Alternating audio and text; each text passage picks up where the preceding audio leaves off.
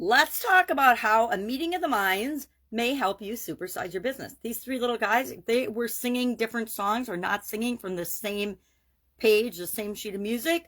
Would their songs and their Christmas carols, I don't know if they're Christmas carols or snowmen, we had a snow day yesterday, would their song be as sweet? No, they need to have a meeting of the minds or an agreement on what song to sing. Just like in business, meeting of the minds, this is an idiom or an expression. It's an old one. It's from the 1800s for sure. It was written up in the Harvard Business Review by Oliver Wendell Holmes, and he argued that it's really not possible to have an actual meeting of the minds. And that's because we're all unique, separate, unique individual beings, and for our minds to meet and have complete agreement would be impossible. Now, what meeting of the minds means from a legal standpoint, this comes from contract law and from contracts.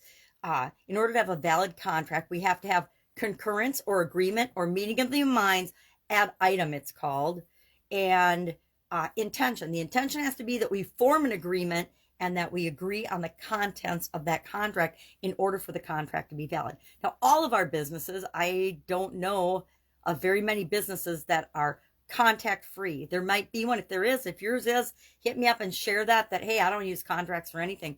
But if you've ever gotten a bank loan, if you've ever gotten a car loan, if you've ever gotten any type of loan from an institution, you've been involved in a contract. If you've ever bought or sold a house, if you've ever been involved in certain industries, if you've ever had a job where you had an employment contract, there's all sorts of contracts that we use in our daily operations and our businesses. I've been in a lot of industries that are very litigious, and so everything is contracts, everything is written down. If you've ever been involved in a certain type of business structure or business entity beyond being a sole proprietorship, you have been involved and had hopefully written agreements and documents. I could tell you horror stories about a partnership that my ex-husband and I were involved in that we did not get in writing. Huge lessons learned there. So agreements, terms, and conditions are written down, and it requires a meeting in the minds, meaning we agreed about these terms and conditions, we discussed them, we understand them, both sides understand them. I think of negotiations, union contracts and negotiations. I did a lot of that in corporate America. I don't know why in quality I was involved in those negotiations, but I ended up being involved in those negotiations a lot throughout my corporate career, as well as negotiating with vendors, negotiating with suppliers, negotiating with distributors and distribution contracts, negotiating with, all kinds of services and products and services. So contracts, we all deal with them in our business lives, and we need to understand that there has to be a meeting of the minds. One of the best contracts or meeting of the minds experiments I personally got to go through was with my ex-husband when we were going through our divorce. My brother-in-law was our attorney, but the only way he would do it, since he doesn't like divorce law and divorces, was if we sat down and we agreed on everything in advance, and then he just did the legalese and wrote it all up so that it made sense. But we had to go through and decide, what was going to happen with the kids, what was going to happen with our different businesses, what was going to happen with the house and the property and all of the toys and all the vehicles and all the things that we'd accumulated in our 25 plus years together. We needed to figure all that out, and we did. There wasn't too much argument about that, but we figured it all out and we agreed on it. And there was a meeting of the minds, probably one of the few times we had a meeting of the minds in our life and our relationship, and we came to an agreement. And I think probably one of the fastest legal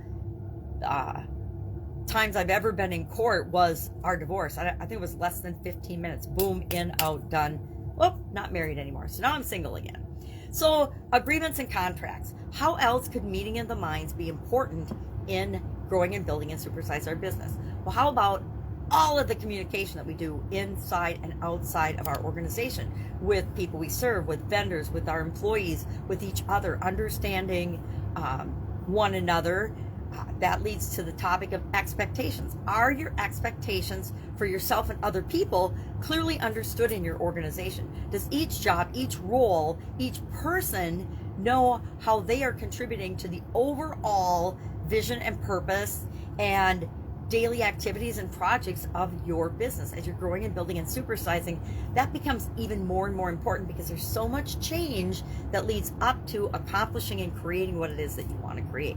And you have to communicate that to people in a way that they understand. You're going to talk about their identity. You're going to talk about and have a common language. If you've ever been in every industry, if you've been in a bunch of different industries, you see this more, and you recognize it more. Every industry, every business, a lot of brands, a lot of companies have their own insider language and verbiage. They have their own way of describing things. They have slang and words that other people outside of their club, their group, might not understand. But once you're in the club, in the group, in the organization, you quickly learn part of the culture, and culture is another way that a meeting of the minds is important, because meeting of the minds is where culture is created. Whether we do it intentionally or it just happens ad hoc is actually entirely up to us. We can help to steer the culture by our actions, by setting the example, etc., and through purposefully meeting people and meeting their minds and understanding where they are and what's important to them, building on people's strengths, etc. So curious, what's your experience with this particular idiom or expression, meeting of the minds? I don't know that I've ever said, oh, let's have a meeting of the minds. I guarantee I've never said, let's have a meeting of the minds. But I've definitely understood and participated in lots of activities that's the intent, that's the purpose, is to come together and agree and have a mutual understanding and mutual agreement on what's going to happen. All right, have an awesome day. I will be with you tomorrow with another emotion-related idiom or expression. What does it mean? Where does it come from? And how might you use it to grow and supersize your business? Any questions? Ask me. Otherwise, I'll be with you tomorrow. Bye.